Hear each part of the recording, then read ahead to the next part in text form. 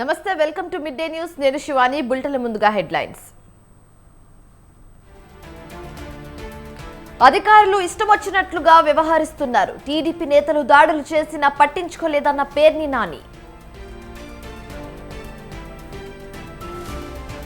రేపు తెలంగాణలో ఎమ్మెల్సీ ఉప ఎన్నిక పోలింగ్ కేంద్రాలకు చేరుకుంటున్న అధికారులు.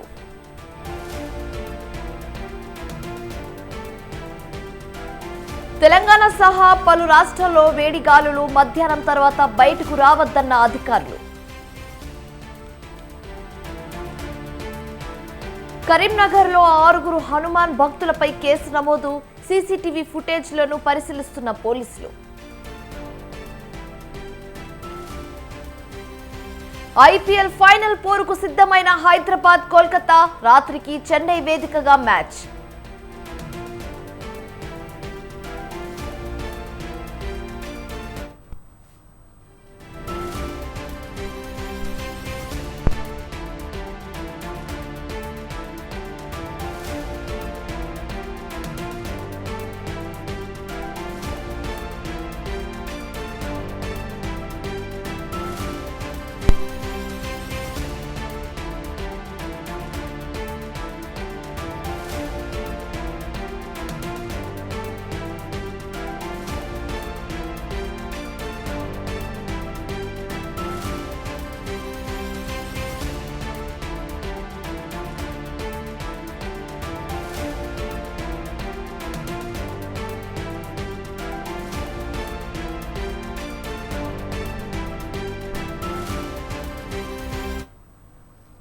తెలంగాణ ముఖ్యమంత్రి రేవంత్ రెడ్డిని టాలీవుడ్ సినీ హీరో నందమూరి బాలకృష్ణ మర్యాదపూర్వకంగా కలిశారు. ఉదయం హైదరాబాద్ జూబ్లీహిల్స్ లోని రేవంత్ రెడ్డి ఇంటికి చేరుకున్న బాలకృష్ణ సీఎంకు పుష్పగుచ్చం అందించారు. అనంతరం పలు విషయాలపై చర్చించారు. బాలకృష్ణతో పాటు బసవతారకం క్యాన్సర్ హాస్పిటల్ ట్రస్ట్ సభ్యులు తదితరులు ఉన్నారు.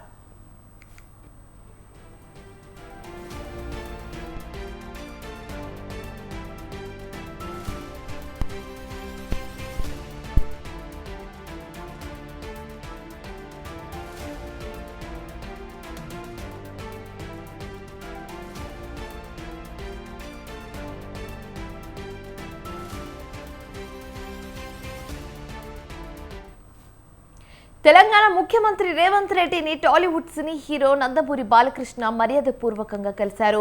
ఉదయం హైదరాబాద్ జూబ్లీహిల్స్ లోని రేవంత్ రెడ్డి ఇంటికి చేరుకున్న బాలకృష్ణ సీఎంకు పుష్పగుచ్చం అందించారు. అనంతరం పలు విషయాలపై చర్చించారు. బాలకృష్ణతో పాటు బసవతారకం క్యాన్సర్ హాస్పిటల్ ట్రస్ట్ సభ్యులు తదితరులు పాల్గొన్నారు.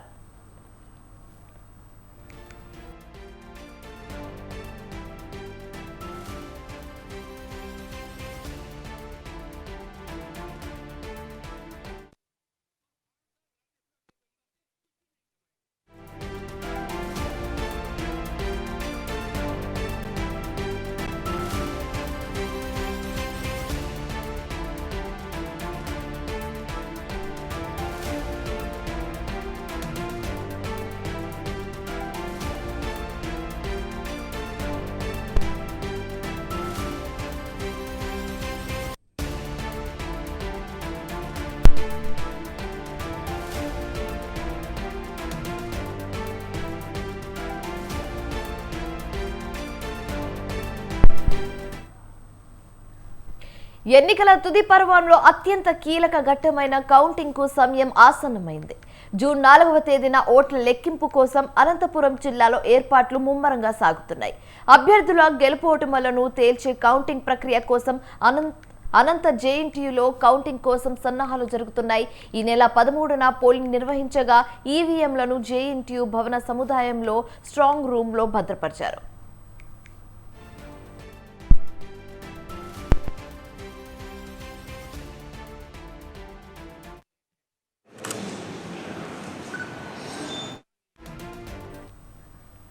లోక్సభ, అసెంబ్లీ స్థానాలకు సంబంధించి లెక్కింపు వేరువేరుగా జరగనుంది.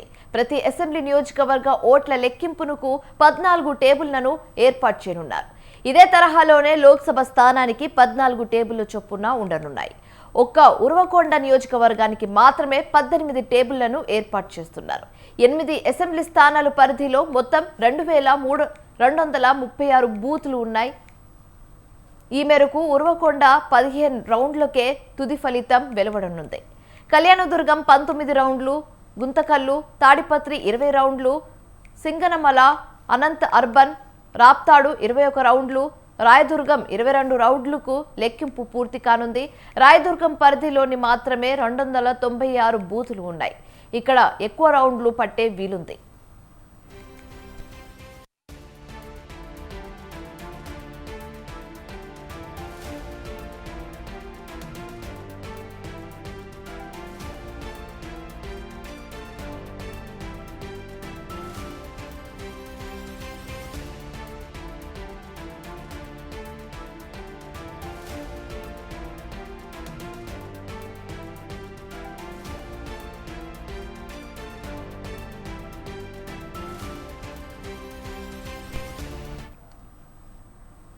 ఇక జిల్లా వ్యాప్తంగా పోస్టల్ బ్యాలెట్ ద్వారా మొత్తం 22,546 మంది ఓటు వేశారు.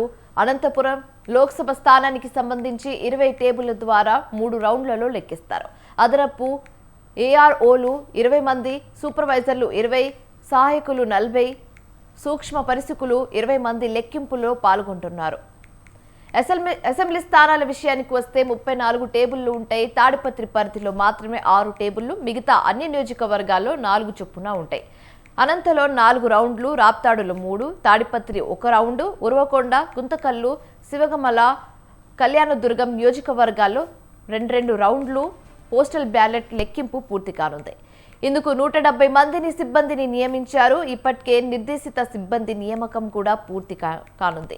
ఇక కౌంటింగ్ సమయంలో ఎలాంటి అవాంఛనీయ సంఘటనలు జరగకుండా 3 అంచెల పోలీసు బందోబస్తు ఏర్పాటు చేశారు.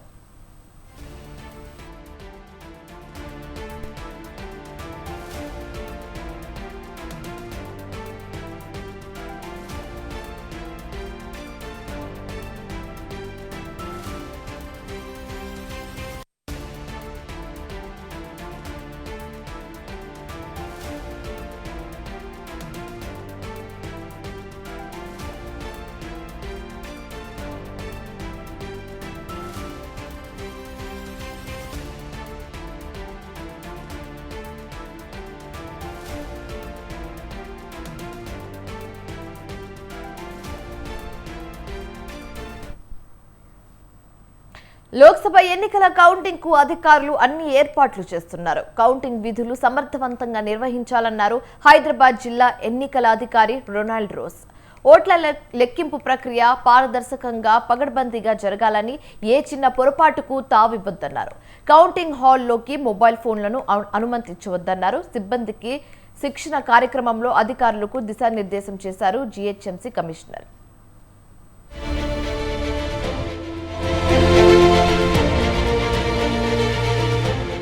లోక్సభ ఎన్నికలకు సంబంధించి కౌంటింగ్ ప్రక్రియ సజావుగా జరిగేలా కౌంటింగ్ సిబ్బంది తమ విధులను సమర్థవంతంగా నిర్వర్తించాలని జిల్లా ఎన్నికల అధికారి రొనాల్డ్ రాస్ కౌంటింగ్ సిబ్బందికి సూచించారు.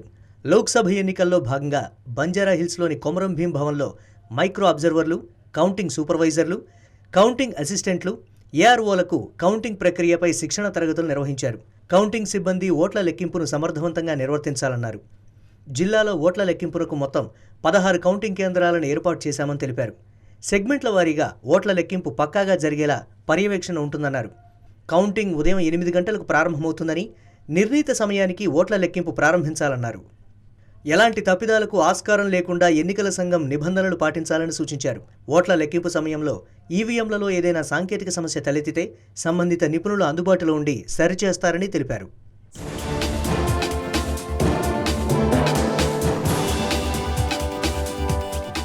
ఎన్నికల సంఘం ఆదేశాలకు అనుగుణంగా అన్ని సెగ్మెంట్లలో ఓట్ల లెక్కింపుకు ప్రతి హాల్లో 14 టేబుళ్లు ఏర్పాటు చేస్తున్నామని, రౌండ్ల వారీగా కౌంటింగ్ జరుగుతుందని తెలిపారు. ప్రతి టేబుల్కు ఒక micro observer, counting supervisor, counting assistant ఉంటారన్నారు. ఓట్ల లెక్కింపు ప్రక్రియలో పారదర్శకంగా కౌంటింగ్ జరగడంలో మైక్రో అబ్జర్వర్ల పాత్ర చాలా కీలకమైందన్నారు.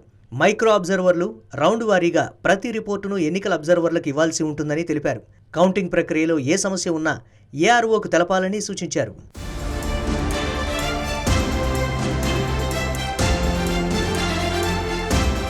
కౌంటింగ్ హాల్లోకి మొబైల్ ఫోన్లు అనుమతించబడవు అని స్పష్టం చేశారు. కౌంటింగ్ ప్రక్రియకు సంబంధించి అన్ని విషయాలపై పూర్తి అవగాహన కలిగి ఉండాలన్నారు. నిబంధనలను పాటిస్తూ పూర్తి పారదర్శకంగా నిబద్ధతతో విధులు నిర్వర్తించాలని హితవు పలికారు. కౌంటింగ్ హాల్లో ఉండే ఏర్పాట్లు, కౌంటింగ్ ప్రక్రియలో పాటించాల్సిన ఆయా విషయాలపై Ronald rose power point presentation ద్వారా వివరించారు. ఎలక్ట్రానిక్ మిషన్ కౌంటింగ్కు సంబంధించిన సందేహాలను నివృత్తి చేశారు. హైదరాబాద్ జిల్లా కలెక్టర్, రిటర్నింగ్ అధికారి అనుదీప్ దురిశెట్టి ఈ సందర్భంగా వీవీప్యాట్ స్లిప్పుల కౌంటింగ్, పోస్టల్ బ్యాలెట్ లెక్కింపుకు సంబంధించిన ఆయా ప్రక్రియను ఆయన వివరించారు. కౌంటింగ్ సిబ్బంది ప్రతి ఒక్కరూ జాగ్రత్తగా విధులు నిర్వర్తించాలని కోరారు.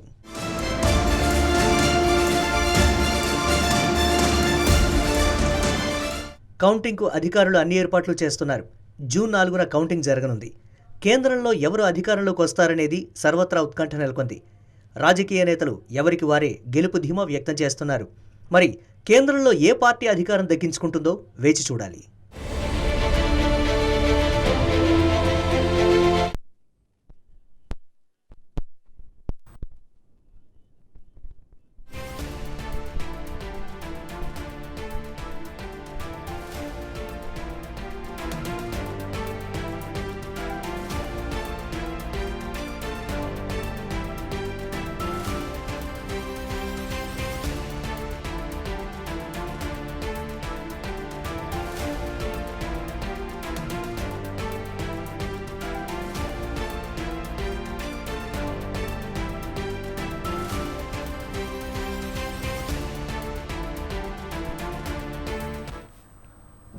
ఏపీలో పోలీసుల తీరుపై వైసీపీ ఫైర్ బ్రాండ్ నేత పేర్ని నాని తీవ్రంగా మండిపడ్డారు. పోలీసు అధికారులు బరి తెగించి ప్రవర్తిస్తున్నారంటూ మండిపడ్డారు. టీడీపీ నేతలు హత్యాయత్నం చేస్తే వారిపై కేసులు పెట్టలేదన్నారు. హింస జరిగిన తర్వాత కూడా పోలీసులు సరిగ్గా స్పందించలేదని ఆగ్రహం వ్యక్తం చేశారు. పాల్వాయ్ గేట్లో విధ్వంసం జరిగితే పోలీసులకు పట్టలేదని విమర్శించారు. ఈవీఎంను ధ్వంసం చేస్తే 13నే ఎందుకు ఫిర్యాదు చేయలేదని ప్రశ్నించారు. డీజీపీకి అందిన సిట్ నివేదికలో ఎక్కడ పిన్నెల్లి ప్రస్తావన లేదని చెప్పారు. లోకేష్ ట్వీట్ చేస్తే ఈసీ చర్యలకు ఆదేశిస్తుందా అని నిలదీశారు.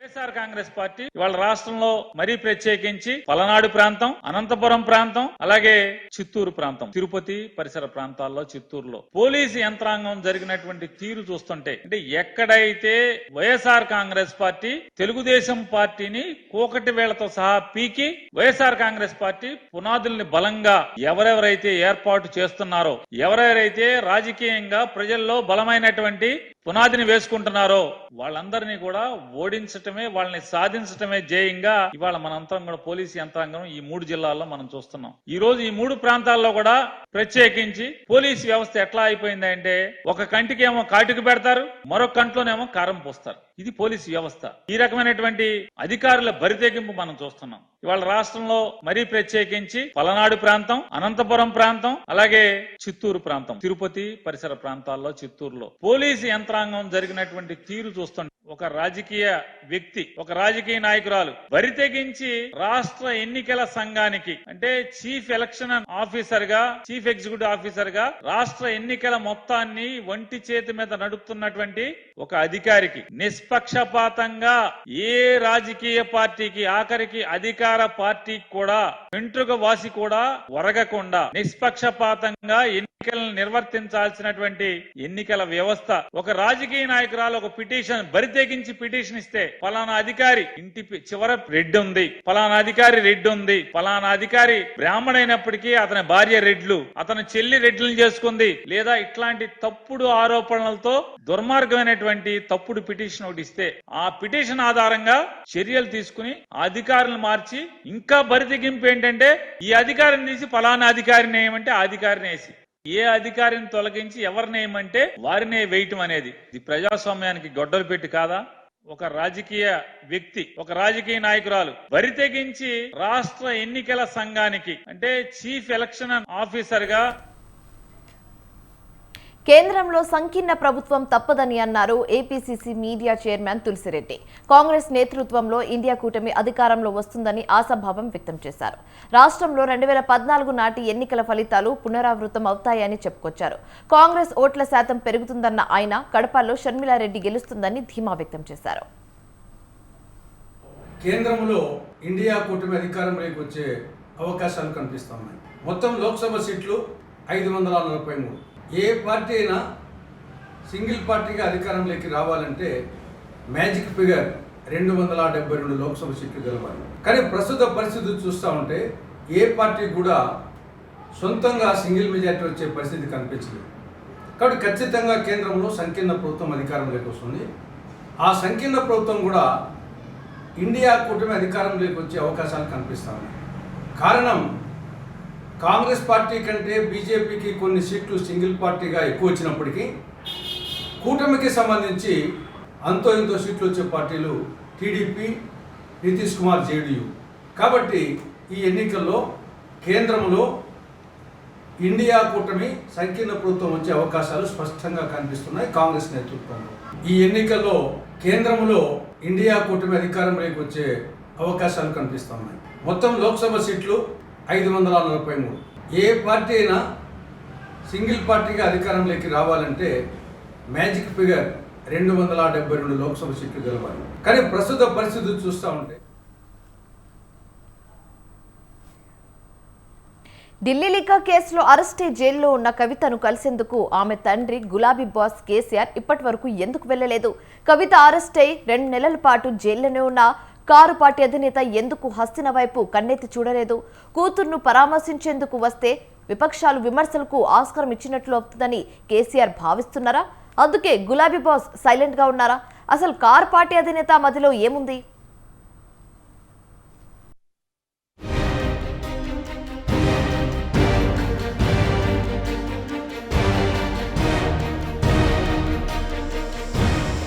సార్వత్రిక ఎన్నికల వేళ దేశాన్ని కుదిపేసిన వ్యవహారాల్లో ఢిల్లీ లిక్కర్ స్కామ్ ప్రధానమైనది.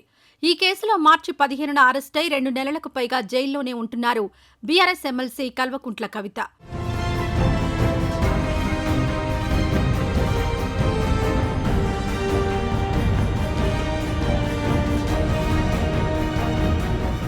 ఈ లిక్కర్ స్కామ్పై అధికార విపక్షాల మధ్య ఎన్నో వాగ్వాదాలు, ఎన్నో ఆరోపణలు, మరెన్నో విమర్శలు.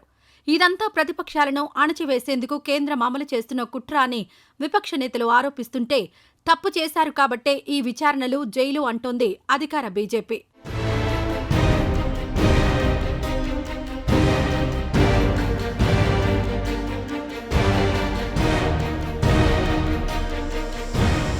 నిజానికి ఢిల్లీ లిక్కర్ కేసు వ్యవహారం 2022లో బయటపడింది. దీంతో ఒక్కసారిగా దేశవ్యాప్తంగా సంచలనం రేకెత్తించింది ఈ వ్యవహారం.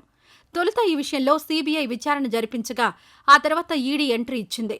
అమిత్ అరోరాను ఈ కేసులో సీబీఐ అరెస్ట్ చేయగా ఎమ్మెల్సీ కవిత పేరు రిమాండ్ రిపోర్టులో ప్రస్తావించారు.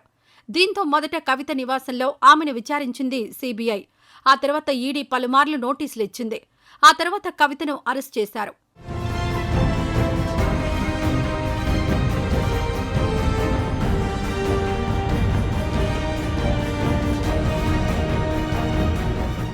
ఎమ్మెల్సీ కవిత అరెస్ట్ అయిన తర్వాత ఆమె తల్లి, సోదరుడు కేటీఆర్, హరీష్ రావు, సంతోష్తో పాటు పలువురు బీఆర్ఎస్ నేతలు వెళ్లి పరామర్శించి వచ్చారు.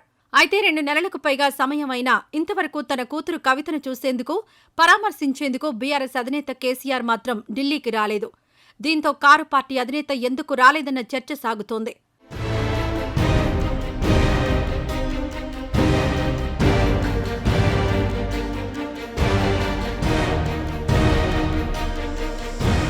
కవిత అరెస్టు తర్వాత 1-2 సందర్భాల్లోనే ఈ అంశంపై స్పందించారు కేసీఆర్.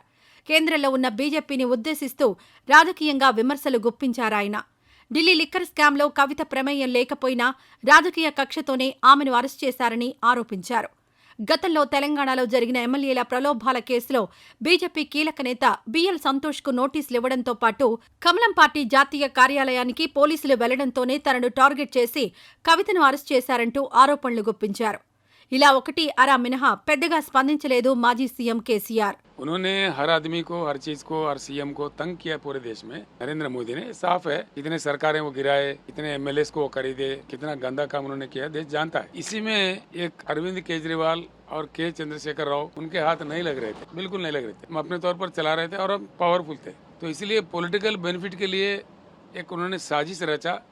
लेफ्टिनेंट गवर्नर दिल्ली के थ्रू उन्होंने एक नाटक रचा के दिल्ली गवर्नमेंट के एक्साइज पॉलिसी को एक स्कैम में उन्होंने प्रोपेगेंडा किया और एक फार्स केस को बना दिया। उसमें कोई केस है ही नहीं, आज तक 1 रुपया कहीं बरामद ही नहीं हुआ, कोई चीज नहीं हुआ, देयर इज नथिंग। इसी को लेके उन्होंने क्या किया, उधर अरविंद केजरीवाल को और हमारे बेटी को कविता को अननेसेसरली उसमें जुड़ के, वो बिल्कुल निर्दोष है, वो कुछ जानता भी नहीं है, उससे कोई संबंध भी है, ताल्लुक भी कुछ भी नहीं।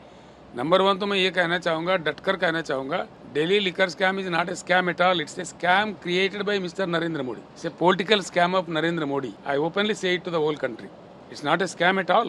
అయితే ప్రస్తుతం విచారణ సాగుతున్న సమయంలో తాను ఢిల్లీ వెళ్లినా, కవితను కలిసినా ప్రతిపక్షాల చేతికి ఆయుధం ఇచ్చినట్లవుతుందని గులాబీ బాస్ భావిస్తున్నారన్న ప్రచారం సాగుతోంది. తాను ఏ విధంగా అడుగులు వేసినా అది విపక్షాలకు కలిసొచ్చే అవకాశం ఉందని, అందుకే న్యాయ నిపుణులతో కేసుని ఎప్పటికప్పుడు పరిశీలిస్తున్నా కేసీఆర్ మాత్రం ఢిల్లీ వెళ్లలేదన్న వాదన వినిపిస్తోంది.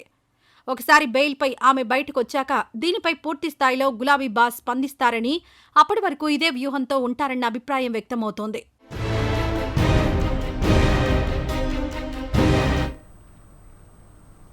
మొన్న శ్వేతపత్రం, నిన్న సన్నవడ్లకు బోనస్ అంశం, ఇలా కొన్ని ముఖ్యమైన అంశాల్లో తెలంగాణ ప్రభుత్వం ఏ నిర్ణయం తీసుకుంటున్నా ముందుగానే ప్రతిపక్షాలకు తెలిసిపోతున్నాయన్న సందేహాలు తలెత్తుతున్నాయి.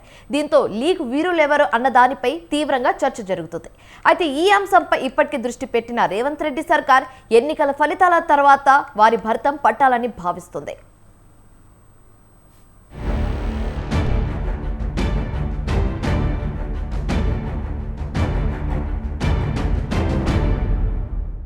తెలంగాణ ప్రభుత్వం తీసుకుంటున్న నిర్ణయాలు విపక్షాలకు ముందే తెలిసిపోతున్నాయా? స్వయంగా సీఎంఓ నుంచే సమాచారం బయటకు వస్తోందా? అలాగైతే ఆ లీకు వీరులెవరు? ప్రస్తుతం రేవంత్ రెడ్డి సర్కార్ ఇదే అంశంపై దృష్టి సారించింది.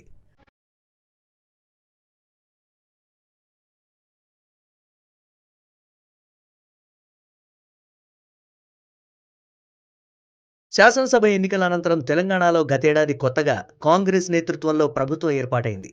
సీఎంగా రేవంత్ రెడ్డి బాధ్యతలు స్వీకరించారు. ఆ తర్వాత నుంచి ప్రభుత్వం అనేక కీలక నిర్ణయాలు తీసుకుంది. అందులో ప్రధానమైనది గత బీఆర్ఎస్ పాలనలో తీసుకున్న నిర్ణయాలపై, చేసిన ఖర్చులపై శ్వేతపత్రాలు విడుదల చేయడం. ఇందులో భాగంగానే నీటిపారుదల అంశంపై వైట్ పేపర్ విడుదల చేసింది రేవంత్ ప్రభుత్వం. ప్రాజెక్టులో జరిగిన అవకతవకలు సహా పలు అంశాలను పొందుపరుస్తూ శ్వేతపత్రం విడుదల చేసింది తెలంగాణ సర్కార్.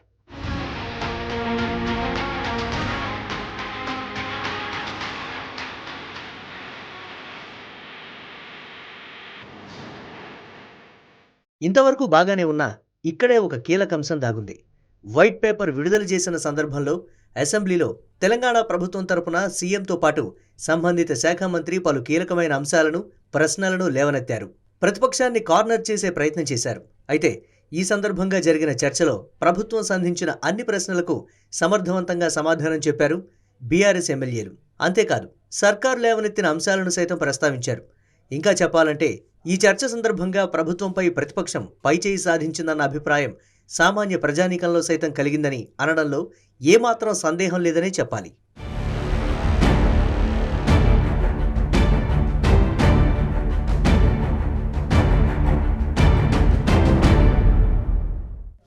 ఇక రేవంత్ రెడ్డి ప్రభుత్వం తీసుకున్న మరో కీలక అంశం సన్నవడ్లకు బోనస్.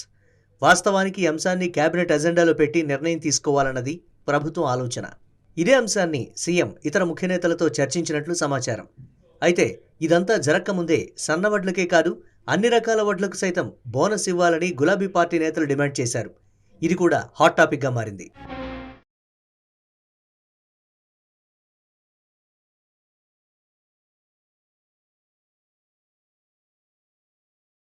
ఇలాంటి అంశాలన్నింటినీ జాగ్రత్తగా గమనిస్తే ప్రభుత్వం తీసుకుంటున్న ముఖ్యమైన నిర్ణయాలు బయటకు రాకముందే లీక్ అవుతున్నాయన్న సందేహాలు ప్రభుత్వంలోని కీలక స్థానాల్లో ఉన్న వారిలో కలుగుతున్నాయి.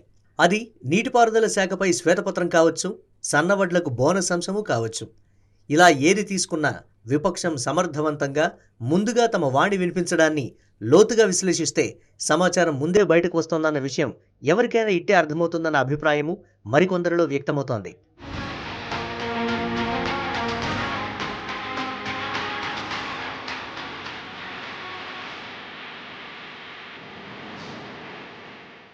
ఇలా జరుగుతున్న పరిణామాలన్నింటినీ గమనించి ప్రభుత్వ పెద్దలు అలర్ట్ అయినట్లు తెలుస్తోంది.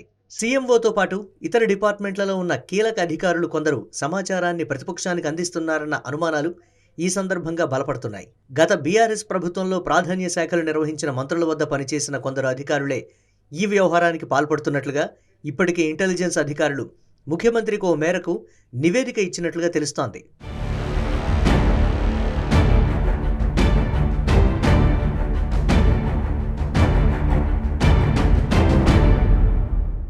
అయితే ఇలాంటి ఘటనలు ఏ ప్రభుత్వం వచ్చిన కొత్తలో అయినా సర్వసాధారణంగానే జరుగుతాయంటున్న వాదన మరికొందరు వినిపిస్తున్నారు.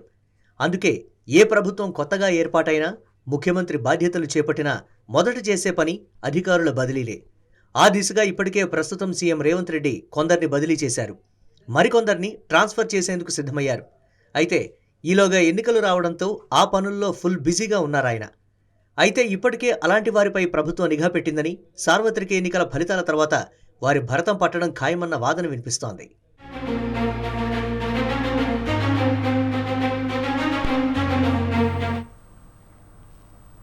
తెలంగాణలో ఎండల తీవ్రత కొనసాగుతుంది. రాష్ట్రంలో గరిష్ట ఉష్ణోగ్రతలు సాధారణ కంటే 2 డిగ్రీల సెల్సియస్ మేర అధికంగా నమోదయ్యాయి. రానున్న 3 రోజులు రాష్ట్ర వ్యాప్తంగా గరిష్ట ఉష్ణోగ్రతలు పెరుగుతాయని, సాధారణం కంటే 2 నుంచి 4 డిగ్రీల సెల్సియస్ చొప్పున అధికంగా నమోదయ్యే అవకాశం ఉందని వివరించింది.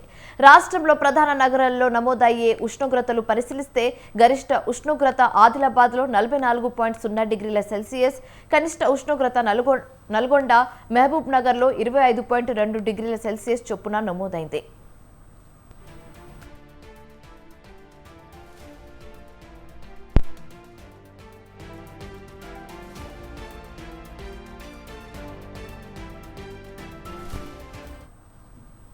ఇక నిర్మల్ జిల్లాలో అధికంగా 45.6 డిగ్రీ సెల్సియస్ గరిష్ట ఉష్ణోగ్రత నమోదైంది.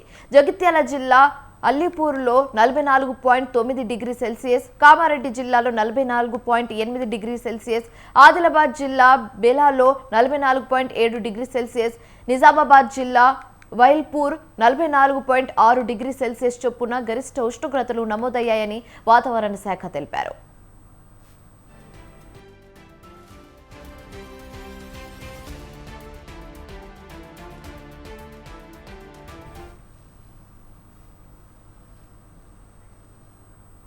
భానుడి ప్రతాపానికి జనాలే కాదు, మూగ జీవాలు కూడా ఉక్కిరిబిక్కిరి అవుతున్నాయి.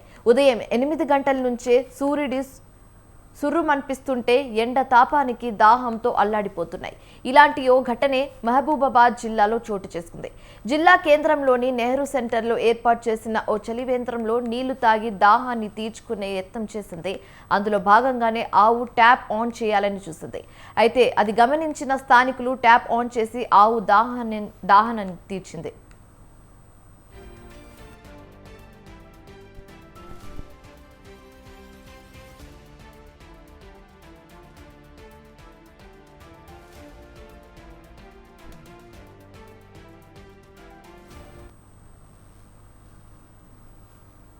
ఖమ్మం జిల్లాలో 5 రోజుల క్రితం కిడ్నాప్ అయి పసి బాలుడి జాడ ఇప్పటికీ తెలియలేదు.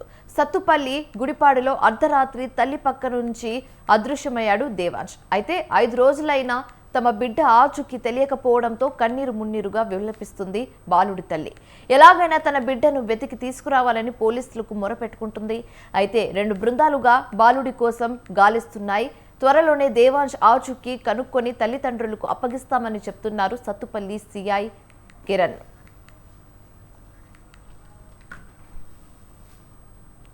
ఇవి ఇప్పటివరకు నా updates. For more updates keep watching స్వతంత్ర న్యూస్.